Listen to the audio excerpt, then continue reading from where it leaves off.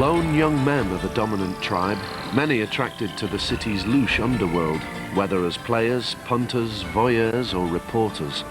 I do stories that can be seen of a negative nature. That's my job. Yes, there is a sex industry here. Yes, there's drugs here, but get over it.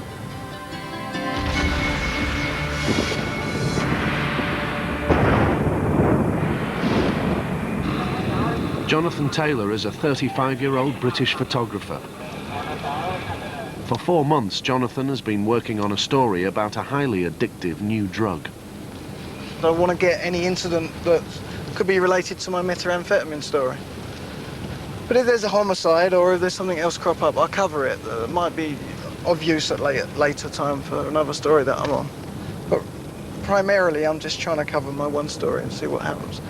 It's Friday night, it's 11 o'clock. It's kind of likely that there's something might turn up. Ever since I was 14, I've known that I've wanted to be a photographer, right? It's been a dream of mine.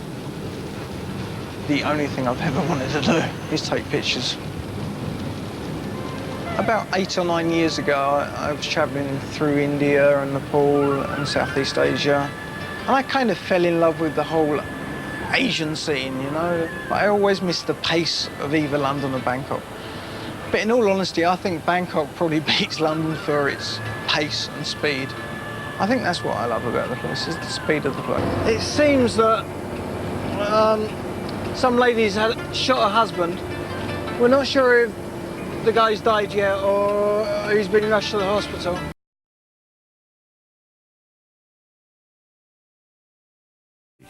This is an every night drama and everyone's been here before.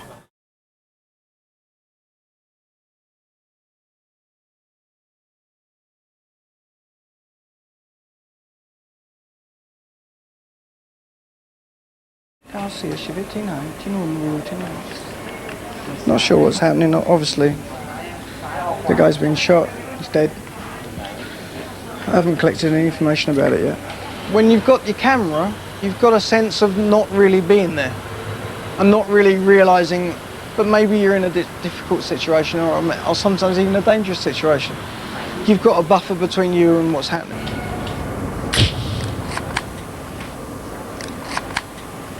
They get so used to it that they can smile on the scene, you know what I mean, but it still upsets me. This guy's not directly related to it, but he's the guy that took the body into the hospital, right? He's saying really he's got nothing to do with it, but, you know, I mean, just look at the blood on him, right? He's got something to do with it. I haven't been to a murder scene for a while now, and it's upsetting, right? Photographer Jonathan Taylor speaks Thai fluently and probably has more contact with the locals than most other expats. Yet even he remains an outsider, an observer. His everyday life continues to take him to the most desperate parts of the city. He's entering a slum area to photograph drug use. All the people he's been photographing are using a highly addictive new drug called mad medicine. It's the new drug of choice for most of the bar girls in the city's strip clubs. Jonathan has spent 3 months in this risky area in a bid to win their trust. In Britain, this would be a front-page story, but Jonathan will be lucky if he sells the pictures at all. This boy has just shocked me by telling me that he started to smoke this from the age of 7 years old. He's now 14 years old, and he's now selling it. He sells about 40 tablets a day, and he smokes about 20 a day, which is a huge amount.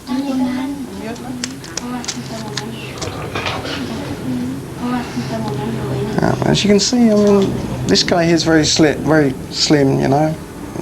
He's kind of slim, but some people are extremely skinny because it takes away your appetite. You don't sleep.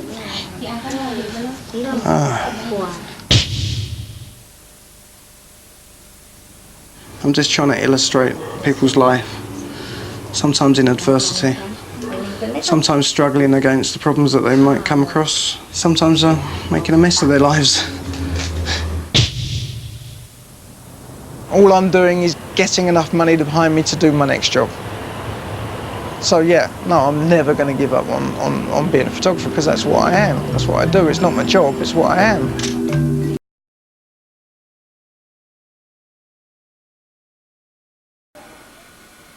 Bangkok-based British photographer Jonathan Taylor has first-hand experience of the Yabba epidemic and its consequences.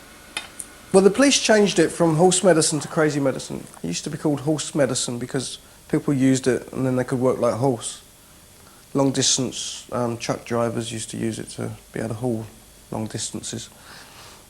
I started photographing homicides here. I did it for a magazine piece. I went to near enough every homicide in Bangkok in a month. And I noticed that I reckon about 30 to 40% was Yabba related. Here's one of the shots I've got someone smoking the drug. They use a cigarette packet and then cut the foil from the cigarette packet into strips. The paper from the cigarette packet is then rolled into a little pipe and the lighters are adapted so that the flame's really small. Yabba comes in many colours, but is often red. Its casual use was evident from watching the smokers that Jonathan now led the cameras to. Never more than 20 tablets a day, but it depends how much they want on a daily basis. When they smoke it, it gives them the power to go out and work and do whatever, but when they stop, it's like they're dead. The Yabba epidemic is fierce, but very senior members of the United Nations fear it could get much worse.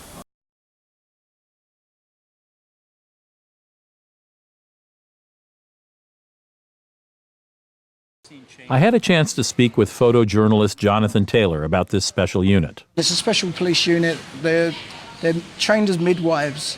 I was lucky because I was asked to photograph this, and I thought, I'm going to be there a week. I'm not going to get it. I was with this unit for 2 hours, and there's a call come through. We rush off on the bikes, and a lady gives birth in the back of a taxi, and I got the photograph. One of my favourite photographs is of this lady giving birth in a car. the back of a taxi. Jonathan's photographs have graced the cover of Time magazine and numerous international publications. You've lived here for 15 years. What is compelling about Bangkok to you? It's such a diverse culture here, and there's also photographs everywhere. You know, on every street corner there's photographs. And it's and to a certain extent, it's a very open society. So the access that I'm allowed here is beyond what I'd get in the UK, for instance. Today, Jonathan is giving me photo tips as we explore some of his favorite Bangkok markets. And you get your framing right. You've got the vast expanse of the roof sort of leading off with people streaming past you. Right. I'd come even lower than that. Photographers are always laying on the floor, unfortunately. Right. What I like about this market, though, is just so long. You start at one end and you sort of walk for about an hour and you still haven't hit the end. For an hour? We can walk for an hour? An hour under this cover market, yeah. It looks like we're in the bolts of fabric department here. Now, could you pick a fabric here and go to the sewing machine part and have something made? That's exactly what people do. I always sort of like looking for nooks and crannies and unusual places. I'd say this is a nook and a cranny. That's the thing with Thailand, no matter where you are, there's always something interesting happening. We're in Chinatown now, and what I like about this place is that it hasn't changed. It hasn't really modernised. There's still the vibrancy of the place that has always been there. The traditional way of life's still here. A shallow depth of field is also good. More than 10% of Thailand's population is ethnic Chinese. Some of Bangkok's earliest businesses started here in the late 1700s when Chinese merchants moved to the newly founded capital. We're now approaching like one of my favourite places to be photographically. If you just sort of place yourself in the corner here and come down low and then frame the shot, and then you just wait for life to happen inside the frame. You got about everything. You have terrific color.